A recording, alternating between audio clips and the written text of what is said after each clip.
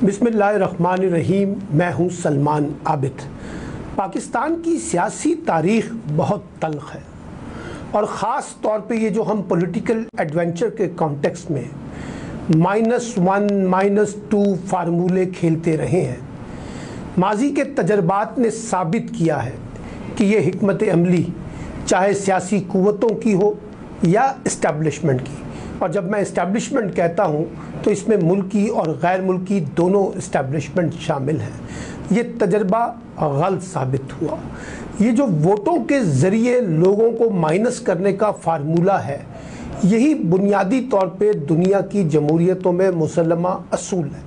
लेकिन अगर हमने ताकत के ज़ोर पर, बंदूक के ज़ोर पर और साजिशी थ्योरी के ज़रिए किसी को माइनस करना है तो उसका नतीजा ज़ीरो निकलता है। आपको याद होगा कि जनरल ज़ियाउल हक जो है वो पीपल्स पार्टी को माइनस करना चाहते थे पाकिस्तान की पॉलिटिक्स से, लेकिन कामयाब नहीं हो सके। फिर भट्टो को माइनस करना चाहते थे, यानी भट्टो ख़ानदान को, तो वो माइनस नहीं हो सका। फिर उसके बाद जनरल मुशर्रफ ने भी पीपल्स पार्टी और PMLN यानी बेनज़ीर और नवाज शरीफ को माइनस करने की कोशिश की, नतीजा ज़ीरो निकला। आजकल फिर पाकिस्तान की सियासत में -1 फार्मूला यानी इमरान खान को सियासत से आउट करने की जो बातें मीडिया में गर्दिश कर रही हैं या सियासी हलकों में ज़ेरे बहस है, लगता ऐसे है जैसे हमने माजी के तजर्बात से कुछ नहीं सीखा और वही गलतियां बार बार दोहराने की कोशिशें की जा रही हैं जो हमारी सियासी तारीख का हिस्सा है। देखिए, ना तो ये कोई 1970 है, ना ये कोई 1980 है और ना ये अब 2000 है। 2022 में हम बैठे हैं। दो डिजिटल दुनिया की एक नई दुनिया है, उसकी नई जहतें हैं, और जिस तरह से इमरान खान ने अपनी पॉपुलैरिटी को गेन किया है वो जाहिर करता है कि उनके पीछे एक अवामी ताकत भी है, और अवामी ताकत की बुनियाद पे किसी को ज़ोर ज़बरदस्ती करके बाहर निकालना वो कोई इतना आसान काम नहीं है जितना कि हम टेबल पे बैठ के सोच लेते हैं और हमारा ख्याल होता है कि हम आसानी से इसके ऊपर अमल दरामद करने में कामयाब हो जाएंगे। और दूसरी बात यह है कि अगर मिसाल के तौर पे थोड़ी देर के लिए मान लेते हैं कि इमरान खान को -1 करना नागुज़ीर हो गया है और इस्टेब्लिशमेंट के हल्के हों या हुक्मरान टोला वो ये समझता हो कि इमरान खान को माइनस किए बगैर गुजारा नहीं होगा, तो फिर सवाल ये है कि क्या माजी में जिन लोगों को माइनस करने की कोशिश की वो माइनस हो गए और क्या उससे कोई बेहतर नतीजा हम निकाल सके?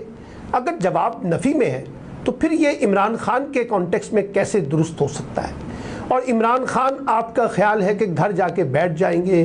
ड्राई वाटर पी लेंगे, लॉलीपॉप उनको दे दिया जाएगा, खामोश हो जाएंगे, मुल्क से बाहर चले जाएंगे? ऐसा तो नहीं होने वाला। फिर इमरान खान इस पर रेजिस्ट करेंगे, और जब वो रेजिस्ट करेंगे तो एक नई सियासी तलखी, नया सियासी टकराव, नया सियासी तनाव, कॉन्फ्लिक्ट जो है वो पैदा होगा, और इस्टेब्लिशमेंट के हलकों में इमरान खान के साथ और इमरान खान का और सियासी हलकों के साथ एक नया तनाज़ा खड़ा हो जाएगा। क्योंकि हमने ये देखा है कि जब पॉपुलर लीडरशिप को ज़ोर ज़बरदस्ती आप बाहर निकालते हैं तो उसका एक ख़ास रद्द अमल आता है, और इमरान खान की सियासी ताकत बाकी लोगों के मुकाबले में ज़रा मुख्तलिफ है। पाकिस्तान में इस वक्त वोट बैंक की पॉलिटिक्स पे उनका कब्ज़ा है, इस वक्त नौजवानों के अंदर उनका कब्ज़ा है, ख़वातीन के हवाले से देखें तो उनका कब्ज़ा है, और उनके जलसों में जिस तरह से लोग जौक दर जौक आते हैं, यानी इमरान खान वो वाहिद सियासी शख्सियत है इस वक्त पाकिस्तान में जो 1 घंटे या चंद घंटे के नोटिस पे एक बहुत बड़ा जलसा करने की पोजीशन में है। अब सवाल ये है कि उनको कौन -1 करना चाहता है? तो पाकिस्तान की एक सियासी तल्ख हकीकत भी है कि यहाँ जो पसे पर्दा ताकतें हैं उनकी मदद के बगैर कुछ नहीं हो सकता। आपको याद होगा खाकान अब्बासी साहब ने और मरियम नवाज़ ने कहा था कि पाकिस्तान में तहरीक अदम-ए-एतमाद उस वक्त तक कामयाब नहीं होती जब तक इस्टेब्लिशमेंट आपके साथ ना हो। तो इसका मतलब है कि इस्टेब्लिशमेंट की मदद के साथ ही ये पूरा रजीम चेंज हुआ है, और अब भी अगर -1 होगा तो इसका मतलब है कि इसमें इस्टेब्लिशमेंट का अमल दखल भी होगा। पाकिस्तानी अदालतें माजी में भी एक सियासी नज़रिया ज़रूरत के तहत इस्तेमाल होती रही हैं, आज भी हो रही हैं। मैं अब भी कहता हूँ कि इमरान खान के ख़िलाफ़ जो मुकदमा तौहीन अदालत का चल रहा है वो कानूनी नुक्ते से ज़्यादा सियासी नुक्ते का, اور بہت سے لوگ ان کو گھیرے میں لانا چاہتے ہیں, بہت سے لوگ ان پہ دباؤ ڈالنا چاہتے ہیں, بہت سے لوگ ان کو ڈرانا چاہتے ہیں, دھمکانا چاہتے ہیں اور اپنی مرضی کی شرائط کے اوپر ڈیل کرنا چاہتے ہیں. اور یہ بات بھی کہی جا رہی ہے, اسلام آباد کے حلقوں میں بھی یہ بات بہت زور دے کے کہی جاتی ہے کہ اصل میں عمران خان کو مائنس کرنے کا جو فارمولہ اس وقت زیر بحث ہے وہ ایکچولی مائنس کرنا نہیں ہے, بلکہ عمران خان کو دباؤ میں لانا ہے اور ان کا قد کاٹ چھوٹا کرنا ہے تاکہ ان کے ساتھ کوئی بات چیت طے ہو سکے. اچھا, اگر ایسا ہے تو عمران خان تو اتنی آسانی سے ماننے والے نہیں ہیں. کل پاکستان تحریک انصاف کی جو کور کمیٹی کا اجلاس ہوا ہے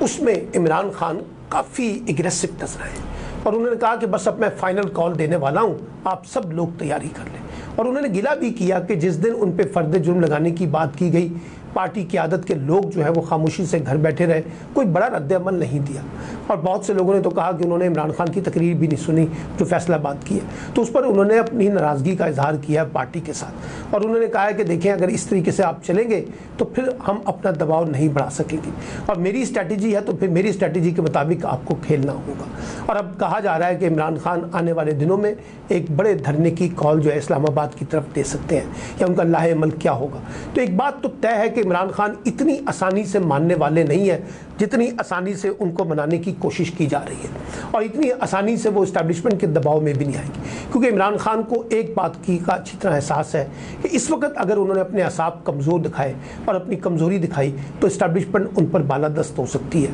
اور وہ نہیں چاہتے کہ اسٹیبلشمنٹ ان پہ بالادست ہو اور وہ یہ چاہتے ہیں کہ اسٹیبلشمنٹ کے ساتھ جو بھی معاملات طے ہوں اس میں ان کی سیاسی برتری جو ہے وہ بدستور قائم رہے. تو یہ ایک بڑے دلچسپ مرحلے میں کھیل چلا گیا ہے جہاں توہین عدالت کا مقدمہ بھی ہے, ممنوعہ فنڈنگ بھی ہے, فورن فنڈنگ بھی اس میں آ جاتی ہے, توشہ خانہ کیس بھی ہے, الیکشن کمیشن کے ساتھ نااہلی کا وہ بھی ہے,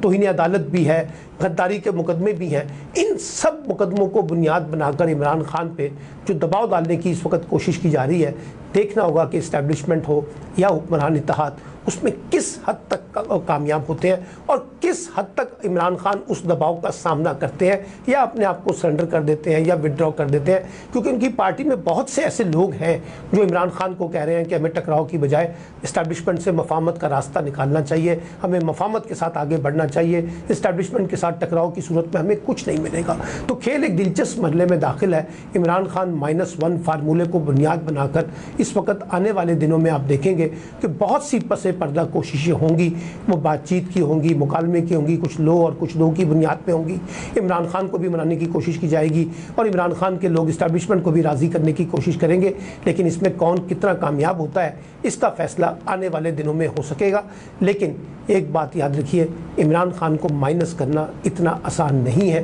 اور اگر اس کو کوئی کوشش کی جاتی ہے اور کوئی ایسا حربہ اختیار کیا جاتا ہے جس کا مقصد عمران خان کو مائنس کرنا ہے تو پھر یاد رکھیں پاکستانی اسٹیبلشمنٹ کو بھی اور پاکستان کی پولیٹیکل فورسز سمیت تمام لوگوں کو ایک سخت رد عمل کا بھی سامنا کرنا پڑ سکتا ہے.